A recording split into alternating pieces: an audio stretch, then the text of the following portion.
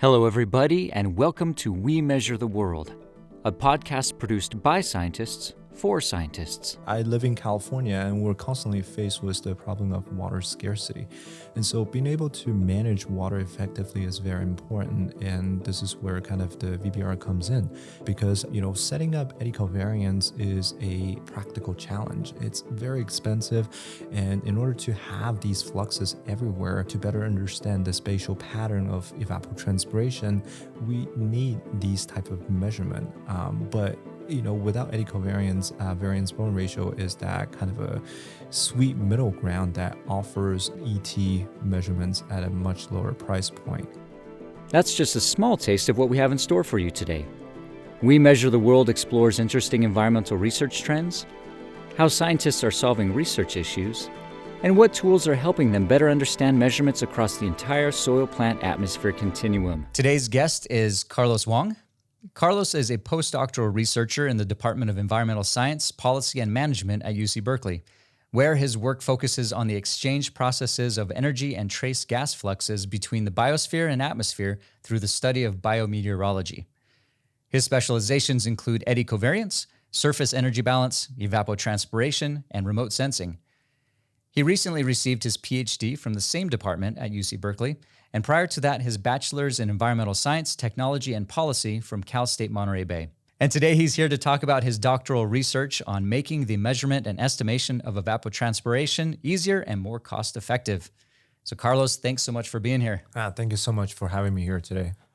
So today we definitely wanted to talk about your projects, your research interests. But first, can you tell us a little bit about your background? How you got into the sciences and how you found your way to biometeorology. Yeah, it's kind of like a big serendipity. I moved here around, 10 years ago, over 10 years ago from China, and I did my undergraduate in geology. It has nothing to do with evapotranspiration or biometeorology. But, what's interesting about that was the serendipity is that right after I graduated, I got a very fortunate internship with NASA Ames Research Center, where I worked with OpenET under the supervision of Forrest Melton. And that's exactly where I kind of got into the zone of land-atmosphere interaction research, with eddy covariance specifically. And I got so into it, and I kind of learned how to operate eddy covariance system just by reading the Campbell Scientific user manuals. But I was able to set up a tower, and I was able to measure some fluxes, but I never really understood the nitty-gritty details about what the flux am I measuring. And, that really motivated me to kind of pursue more, and which led me to, Dennis Baldalki's lab at UC Berkeley to better understand, what eddy covariance measures and what's the mechanism between the land and atmosphere, which kind of fundamentally pushes me towards the research of biometeorology. So in talking about biometeorology, that might be a new term for a lot of folks in our audience. Okay. Can you explain a little bit about what that entails? What are the main, questions that study covers or aims to answer? Yeah, absolutely. So we can think about biometeorology as a sub-discipline of meteorology. So in meteorology, we understand, we're studying the atmospheric dynamics, and then how does that affect, certain patterns like weather or climate across different spatial and time scales. And for biometeorology, we're fundamentally studying how the biosphere is interacting with that meteorological component. For example, it can be agriculture. If we have a nice irrigated alfalfa site, the biometeorology there entails, how much water is leaving the ecosystem, or how much carbon the ecosystem is sequestering from the atmosphere. It also relates to human health as well, like a heat wave, and how does that create certain problems like environmental injustices, and how do we understand that heat wave across different marginalized communities. Interesting. Right. I also heard that Meter Group might have had some involvement in you moving from geology and working in the ground to more working in atmospheric sciences. Yeah, absolutely. I wasn't sure if that's a story that I am allowed to tell as a consumer feedback, right? So during the first leg of my post-bachelor training, I started working with NASA Ames, and one of the main goals was to quantify consumptive water use from an in situ perspective. And back then, the gold standard measurement is using lysimeters. Because deploying weighing lysimeters is very hard, and Meter Group offers those drainage lysimeters that allows us to capture, the concepted water use at the field with high accuracy and precision. But it also comes with a heavy labor requirement where you had to dig, a 6 feet hole in order to put the lysimeters in. I think after putting around maybe 40 lysimeters, I think the period that really broke me was at a vineyard site where we put 8 lysimeters digging through hard pan layers. And then at the end, we couldn't get the drainage, any drainage out of the system. We didn't really understand why. But that really pushed me, towards the side of, okay, I'm going to do atmospheric research because, I set up a tower and I can measure everything and I can get a nice values. Well, we're glad that we could help in some way. Absolutely. Move you on to where I'm sure you're much more comfortable and much more happy. So as we mentioned in the introduction, part of your interest in research centers around measurements and estimation modeling of evapotranspiration. We've mentioned and we've talked about evapotranspiration before on the podcast, but could you go into a little bit detail, just kind of the overarching definition of evapotranspiration, what it is, how it's used, why it's important? Yeah, absolutely. So evapotranspiration, kind of in the simplest term, is the combination of evaporation, whether it's from soil or open water, plus the component from biological parameters like plants. And so they transpire. And so together with the evaporation and transpiration, it forms the term evapotranspiration. And so evapotranspiration is one of the major component of the water cycle. And so if we understand evapotranspiration or ET correctly and accurately, we can predict weather patterns. We can better understand how the energy cycle is linked to the water cycle, and that translates to the carbon cycle as well. And then so in a holistic sense, ET helps us to better understand the land-atmosphere interactions across spatial and temporal gradients. Got it. So what have been, I guess from in general, or you can talk about your experiences as well, what have been some of the biggest challenges in measuring or estimating evapotranspiration? Yeah, it's a really good question. I think one of the things I worked on a lot in my doctoral research is something called advection, which is the horizontal movement of heat or water that's carried by the wind. And so ET, in a sense, we understand it as a vertical movement of the water from the land surface to the atmosphere. But horizontal movement can also introduce biases or external factors that can affect this vertical transfer of water. And this is where kind of the measurements of ET comes in very importantly, because without accounting for all these different atmospheric processes, we wouldn't be able to understand evapotranspiration correctly and accurately. So one of the primary methods at getting at evapotranspiration is through eddy covariance. Right. Can you talk a little bit about that method, the eddy covariance method, and why it's the gold standard at getting at evapotranspiration? Right, sure. Yeah, I think one of the main selling parts about eddy covariance being the gold standard measurement is that it's a direct flux measurement, directly capturing the entire vertical exchanges between the surface and the atmosphere. And so this measurement is also continuous, meaning that when you set up a tower, we're measuring fluxes, 24 hours per day, 365 days per year. And we measure these fluxes at a sampling frequency of 20 hertz, meaning that we sample 20 data points per second. And so throughout the day, we have millions of data points coming in to, better understand the vertical turbulent exchanges. And it also covers a larger spatial footprint compared to point measurements like a lysimeter, which we call flux footprint. And that allows us to understand the entire, water and energy exchanges within a specific field. Right. Can you go into a little bit more detail about, I guess, everything that goes into it, into the eddy covariance method? So, what is the setup that you're looking for? What are the sensors you're using? the methodologies Right. behind it. Yeah, so eddy covariance primarily uses a sonic anemometer, which measures the three-dimensional wind speed and directions alongside of a infrared gas analyzer. And so together it forms something called the covariance, and which is the biggest, the main part of the eddy covariance. And so by understanding the fluctuation of the vertical wind speed and then the fluctuation of a specific scalar like temperature and humidity, we can measure evapotranspiration. And it's actually really interesting because eddy covariance goes way beyond just measuring evapotranspiration. If we think about the fundamental equation that goes behind eddy covariance, we're essentially having an equation that accounts for the local storage, let's say, of humidity, horizontal, lateral, and vertical advection of that humidity. And then this equals to the sum of the flux divergence from three dimensions. And with the assumptions of steady state conditions and horizontal homogeneity, we're able to cancel out the advection terms, storage terms, as well as the horizontal and lateral flux divergence terms, allowing us to directly capture the entire ecosystem exchanges through the vertical component under the assumption of constant flux layer. And I think this is also where it gets important in terms of the, one of the biggest problems in micrometeorological research is the lack of energy balance closure.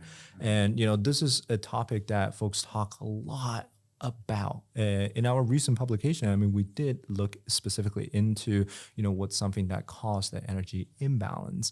And one of the things we found is that energy balance closure is death by 1,000 cut. And it's really a multifaceted component.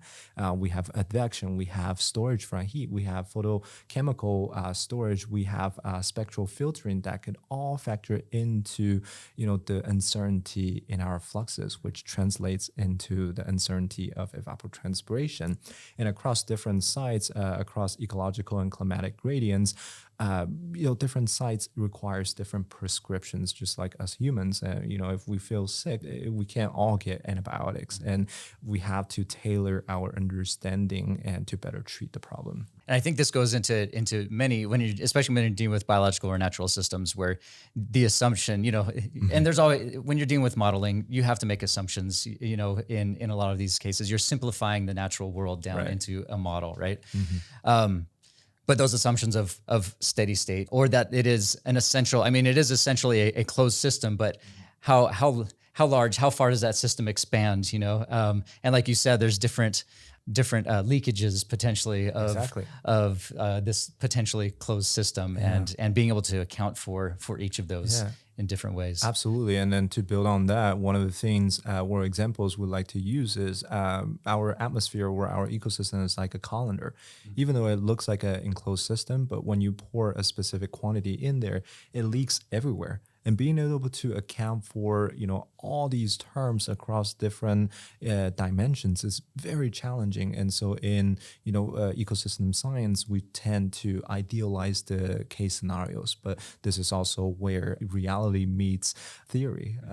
Theory breaks because these are the components we're not currently accounting for. What are some of the other, I guess, practical limitations of the eddy covariance method? So talking about setup or installing, a station at a location, what goes into that, and where might some of the pitfalls be in that part of the process? Yeah, one of the, setting up the tower is very difficult. It requires you to have detailed knowledge. And if we want to boil things down, we usually follow the rule of thumb that the fetch to tower height should be at least at a certain threshold. Let's say the fetch is the horizontal distance of the tower from the field edge, and then the height is just the sensor height. And so technically the fetch to height ratio should be around 75 to 150. Setting up a tower requires you to have, enough labors to clean the sensors, and these sensors, could drift over time. And so it requires us to take good care of them, meaning we have to calibrate routinely. And post-processing the eddy covariance data is really hard. And one of the things I'm going to throw in, as a jargon, is coordinate rotation. So how do we align our measured wind with the main stream? That's one of the challenges, if we didn't know a lot about, the fundamentals of micrometeorology comes in. And I think lastly, the other part, aside from other complicated math, chemistry, and physics that goes into analyzing eddy covariance data is the cost. Right. We mentioned before, eddy covariance relies on a sonic anemometer and an infrared gas analyzer. And the infrared gas analyzer alone can cost around $20,000 to $50,000, not including other equipments. And if you're setting up a tower in a tall forest, you still need to understand, how tall does your tower need to be, and do you need to get a crane to set up a tower in there? And then when you go to a wet ecosystem, how do you, deal with the open water body? Or in a very salty ecosystem, can you use steel or should you use aluminum? I think it all kind of adds up. Right. Right. I would even think of, like you're talking about the setting up at different locations. Are you on, a flat plane? Are you on a slope? Right. What is that movement beneath, going to be? Is there going to be, subsidence? Is there going to be slippage? Right. Just all these little things that come in. And talking about animals, are you going to have, birds and come? Right. Yeah. Or spiders yeah. coming in between your sampling path. And then so Right. you're essentially just measuring the spider fluxes, not the water fluxes anymore. Maybe. Yeah. So with all that being said, with that background of evapotranspiration and eddy covariance, let's dig into this new approach with the variance-Bowen ratio method. All right. What is it? Why is it important? What can it do? Let's just dig in. Ready, go. All right, let's do it. The variance-Bowen ratio is a simple technique that allows us to indirectly estimate the sensible and latent heat flux. And what's so useful about this is it's very cheap. Most of the weather station already have the equipments that we need in order to calculate these fluxes. And so it takes the simple statistics of the standard deviation between temperature and specific humidity to form something called a modified Bowen ratio to resolve sensible heat flux and latent heat flux accordingly. One of the main attractive part about the variance-Bowen ratio method is that it's very simple in terms of setting the tower up. Maintaining the tower, you don't need to go out and clean as often compared to other sensors. And lastly, the post-processing is a lot simpler than other mainstream measurements like eddy covariance. What might be the environments where you might want to use this method over, say, eddy covariance? Yeah, so for agriculture, let's say, a lot of farmers and water managers really care about, their crop health as well as how much water we have. I live in California and we're constantly faced with the problem of water scarcity. And so being able to manage water effectively is very important. And this is where kind of the VBR comes in because, setting up eddy covariance is a practical challenge. It's very expensive. And in order to have these fluxes everywhere to better understand the spatial pattern of evapotranspiration, we need these type of measurement. But without eddy covariance, variance-Bowen ratio is that kind of a sweet middle ground that offers ET measurements at a much lower price point. Let's take a step back and talk about kind of like the foundation of VBR. So can you talk a little bit more about the Bowen ratio itself? Right. And why that's important, how that fits into calculating evapotranspiration? Yeah.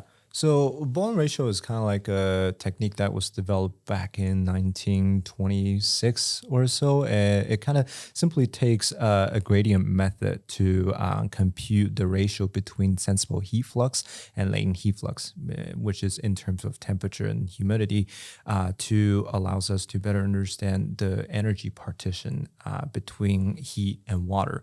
And by understanding the Bowen ratio, we can scale that with the net available energy from the sun and from the land surface to kind of understand how much water will be evaporating from the surface.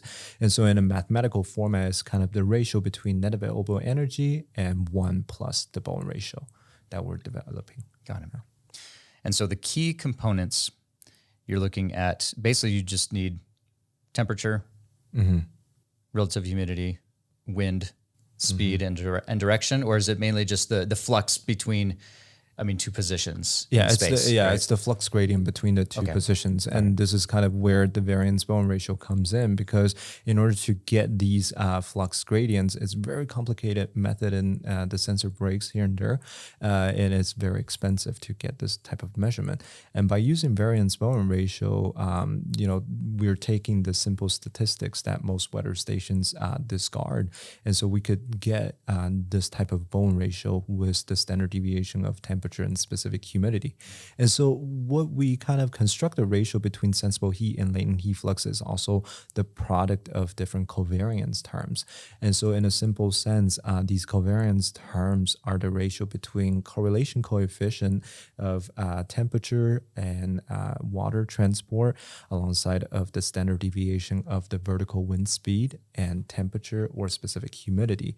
And so we assume there's equal diffusion or equal transport of heat and moisture, which allows us to directly estimate something called the modified Bowen ratio with the standard deviation between temperature and specific humidity. Got it. And so in this process, where have you been able to test this out? So what are some of the locations, environments that you're looking at or that you've worked on already? Yeah, we tested this method at an irrigated alfalfa site in California, I think over 6 months. And we were able to derive sensible heat flux and latent heat flux using this simple technique that showed very strong agreement with eddy covariance measurement. And one of the things that allows it to work is the core assumption of equal diffusion. For a homogeneous alfalfa site without the presence of advective fluxes, all these atmospheric processes are being capsulated with the Bowen ratio. And so we're able to use a $600 sensors to provide evapotranspiration that's comparable with a $20,000 sensor. And right now we're kind of moving the sensor, kind of torture the sensor a little bit more into a challenging ecosystem across 3 different wetlands with different tidal influence, with different land surface conditions. And to our surprise, the variance-Bowen ratio performed way better than we expected. And so maybe this should be a research question as well in terms of why does it work so well.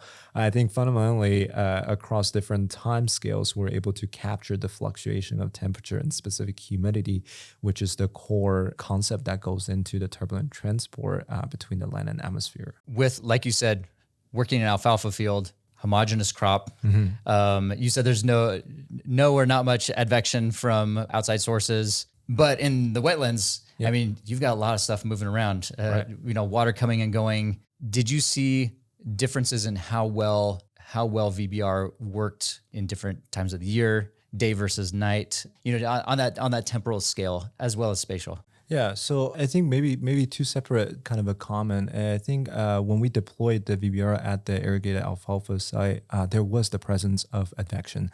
And in fact, it's kind of a very common problem in agriculture, at least in the semi-arid environment, where not all the fields are going to get irrigated at the same time. Meaning your upwind field might be cultivated already or might just be left bare. And then so that introduced heat into the ecosystem. And so in our analysis, we found that the variance-Bowen ratio underperformed a little bit despite the strong agreement as a result of these advective fluxes. And then moving into wetland ecosystems, what we saw was the discrepancies between variance-Bowen ratio and eddy covariance. One thing is the day and night fluxes. We still follows the rule of Monique-Ubikov similarity theory. And so with different stability and thermal stratifications at night, we weren't really able to capture these fine detailed fluxes compared to eddy covariance. And again, eddy covariance is that gold standard with direct measurement capturing all these fluctuations because of the differences in stability, while variance-Bowen ratio still has the assumption of equal diffusion, which is obviously violated at night because of these thermal stratifications. And across different sites, we also started seeing different emerging properties, just how simply the mechanism works across different wetlands. For example, at the tidal wetland, we set up the variance-Bowen ratio method and compare it with eddy covariance. And at that site, it was completely just full on water. With little to no vegetation, but the tidal action is bringing a lot of uncertainties into our kind of a calculation, because the variance-Bowen ratio still uses the Bowen ratio kind of formulation to get a sense of the latent heat flux, meaning the net available energy drives a lot of the estimations of the latent heat flux. And so when there's water coming in, it brings in, not only nutrients, but also properties of heat. And water has high thermal inertia. And if there's the water just standing there, it's going to absorb all the heat. And in our results, we did see, these heat being released at night instead of during the day. And so this is not something we're capturing with the variance-Bowen ratio method.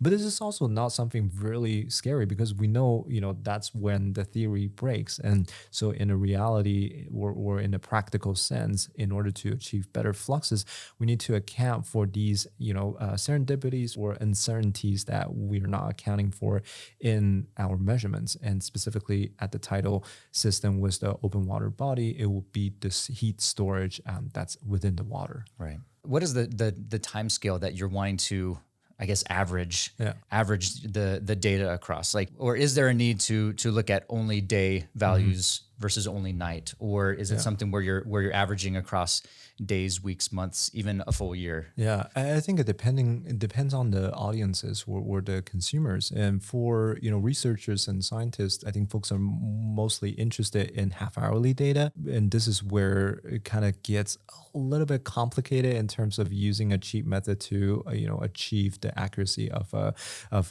expensive sensor. But then moving beyond that side, for a water manager or a rancher, they really care about a coarser temporal scale. And in a way, what we saw is our daily values were comparable with eddy covariance. And this is very important for a farmer. And they want to know how much water is leaving the ecosystem so they can better schedule their irrigation. And this is kind of where the daily value shines. And then, even for wetlands with different, uncertainties, with variance-Bowen ratio underperformed here and there, at a annual time scale, we were able to achieve, uncertainty or differences within 5% of eddy covariance. And this is where it comes in for water managers. And if they want to report how much consumptive water use is from that specific wetland throughout the year, they can use the variance-Bowen ratio to kind of get that sense of the rough estimates. And I think this kind of opens up maybe the separate realm of having a pros and cons list. And I think, what we think about ecosystem is that it's very chaotic. There's no one size that fits all solution, no matter your gold standard measurements. And we got to be able to account for all these externalities in order to better understand the mechanism behind our ecosystem. And that similar concept goes for the variance-Bowen ratio. For an ecosystem like an agriculture land, it's relatively homogeneous. You might be suffering from advection or not. Over the periods of long term, we were able to provide good results compared to other ecosystems that might be suffering from heat storage problems or advective fluxes. Mm-hmm. I mean, you've mentioned some, I don't know if I want to call them issues or whatever, but some either roadblocks or speed bumps in dealing with measuring evapotranspiration via the VBR method. What are the next steps in kind of fine-tuning or refining that model and that method? Yeah, so I think one of the most important thing that we're working on is, does VBR perform uniformly across different landscapes? And the simple answer is probably not. And so depending on your specific site, we might need to reassess and reevaluate the accuracy of variance-Bowen ratio. What we found from our agricultural studies is that the variance-Bowen ratio performs really well compared to eddy covariance. But then from our wetland ecosystems, it doesn't necessarily add up. And we're still currently investigating, what's the root cause behind it. But in order to go to the next step, we're still setting up additional variance-Bowen ratio kind of sensors on Ameriflux and FluxNet towers, because all these towers have what we need. They have the sensors, and what we need to do is just to update the logger programs to include a subroutine to get the variance-Bowen ratio derived fluxes. And so right now we got collaborators across the United States and in Spain, Brazil, Australia, Estonia, and South Korea to really test, the performance and accuracy of variance-Bowen ratio across ecological and climatic gradients. And with, understanding from that, we can better assess what we need to do next. And one of the simplest terms is that there needs to be a correction factor. But depends on what. That's something we don't know about. One of the things for wetlands, it might be, the violation of equal diffusion, the necessity of adding the heat storage. But for a tall forest, and that's something I'm not quite certain about, and that's why we're setting up more towers. And I think the immediate impact of that is that VBR does, offer that cost-effective estimates of ET. And for the first time, it allows farmers, the potential to get a lot of sensors in their field.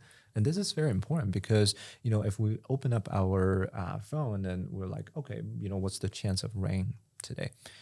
Nowadays it's pretty accurate most of the times, glitches here and there.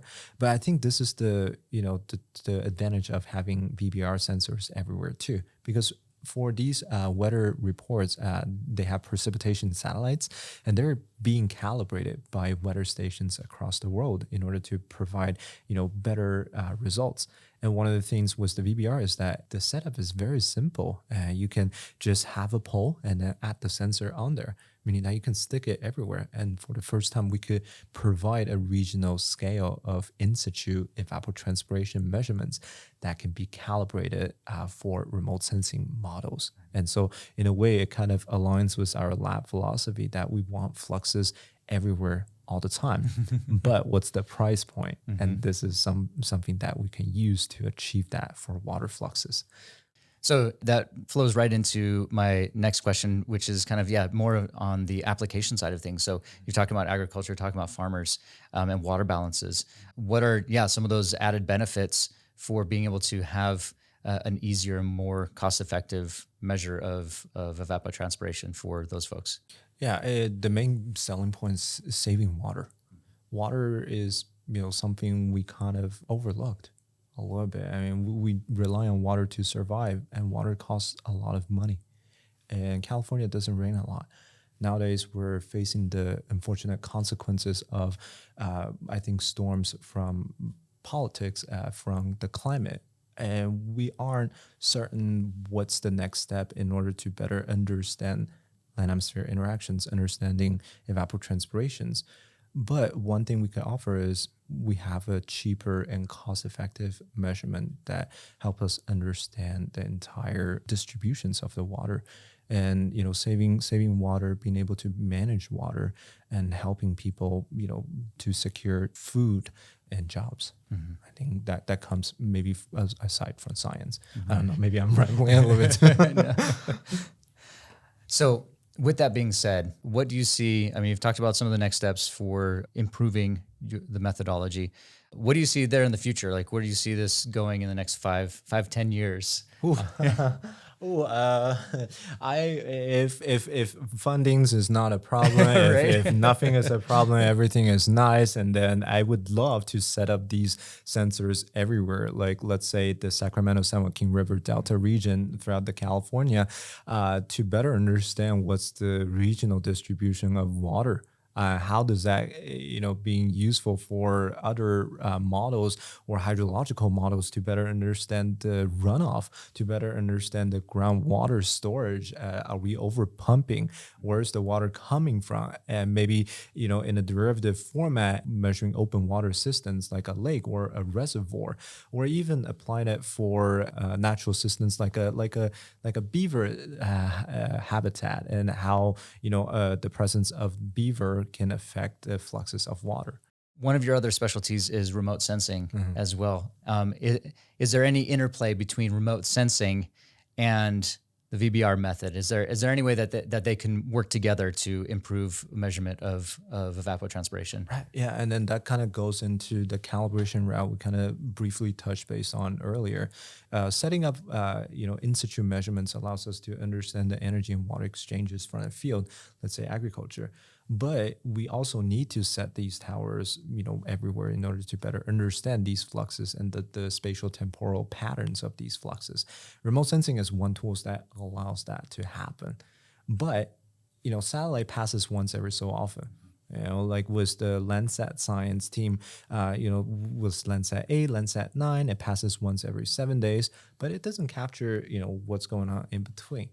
And so what VBR fills in is that having these dense network of towers, it can not only calibrate the evapotranspiration for remote sensing, it can also gap fill in between where satellite data is not there. And additionally, it also offers additional validation kind of a strategy for these remote sensing models in order to further expand, let's say, from the West Coast to the East Coast, where there's more clouds, more humid, more extreme weathers. Mm-hmm. Is there anything else that you'd like to add? Anything we didn't cover that you want to make sure our audience knows about? I love Lady Gaga. That's a maybe non-science part. And I'm really excited for her new album to come out this Friday. And that's it. That's awesome. Where can folks in our audience learn more about VBR and about the work that you're doing? So we back in 2023, we published the paper on VBR where we tested the variance-Bowen ratio at the irrigated alfalfa site. And then so if you search Google Scholar on Carlos Wang, it will show up. It will show up. Yeah. Awesome. Great. Well, I think our time is up for today. Thanks again, Carlos. We appreciate you taking the time to come visit us here at Meter Group and be able to talk and chat. Super interesting conversation, and best of luck in your research. Thank you. And thank you again for having me. It's really been a pleasure. Yeah. Thank you. And if you in the audience have any questions about this topic or want to hear more, feel free to contact us at metergroup.com or reach out to us on X at meter_ENV. And you can also view the full transcript from today in the podcast description. That's all for now. Stay safe, and we'll catch you next time on We Measure the World.